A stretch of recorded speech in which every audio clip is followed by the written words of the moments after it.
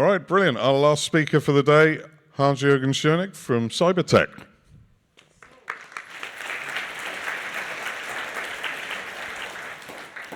So, hello everyone, good afternoon. It's pretty hard to be the last one between beer and the last presentation, right? So thanks everyone for showing up. My name is Hans from Cybertech, and what we do for a living is basically we're a Postgres company. What a surprise.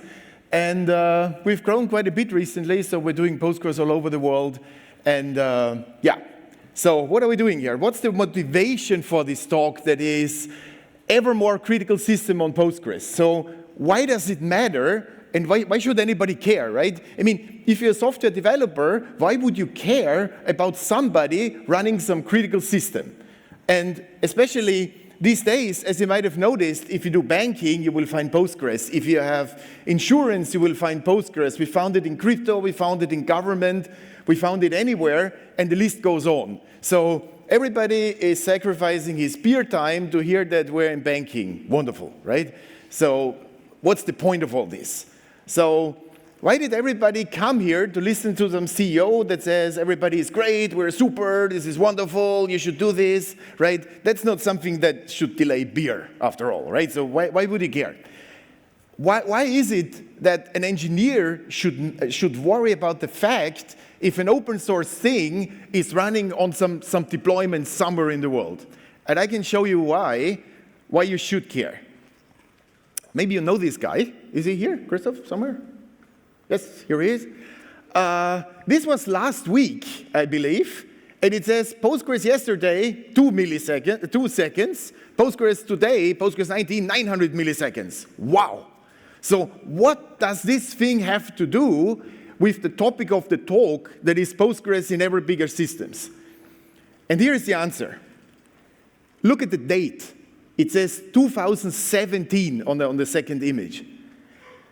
Right? This is when it began, and then look at the list of names and people and companies that contributed to this thing. But let me lighten you a bit on where this stuff actually comes from, what's going on there, even if you don't understand what it does. But let me give you some enlightenment on that, what's going on here, and then I will show you why it matters.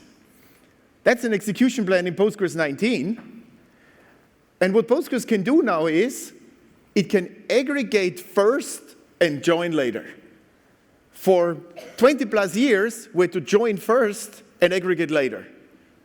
You know, and this gives a major difference in performance, especially for these types of queries here.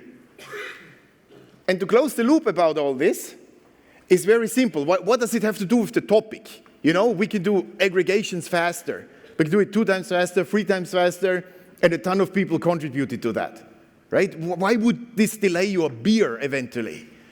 And the answer is very simple. That was me as a young database consultant. You might notice the hair type, you know. You can see that. And what happened then in 2017? Let me lighten you. The answer is, there was a customer in the telecom sector, and they exactly had this problem. That was one of the big deployments back then. And they had the problem that if you ran this type of stuff back in 2017, it ran into scalability issues. So obviously, because we were young, we needed the money, and we're not greedy capitalist CEO type of people, obviously. It's just for karma and stuff, right? So we took one of our most ingenious people, which is Tony, who's seen him over there somewhere, to work on this. And why did we do that? We didn't do it because it was easy. We did it because we had no clue that it's that hard, right? So that's how it all got started, and this is why it took 10 years, right? But the important thing is that if you see things running in critical environments, you know, it's not only about the banana thing here, 1 million bananas. This was Jenna, you know, this is not me. It's not about critical systems. The point is, a critical system that is running somewhere, doing something crazy, gives you insights into situations where you want to improve the product on behalf of anybody, right? So those things that are, let's say, compliance related. Nobody who's doing Postgres development for fun would ever think about compliance. Nobody who would ever do Postgres development for fun would ever consider, I don't know, Afghan social security numbers or whatever it is, right? Doesn't matter. So the important part here is that the reason why you want this to happen, that you're running critical infrastructure, is insights. It's going to give you funding, actually, so that some people can actually work on that and get paid, because some of those features are so big that you just can't do it in your basement anymore over a weekend, right? And finally, as usual, innovation is coming out of war and critical scenarios, and solutions are often driven by a problem, right? If you don't have a problem, why would you care, okay?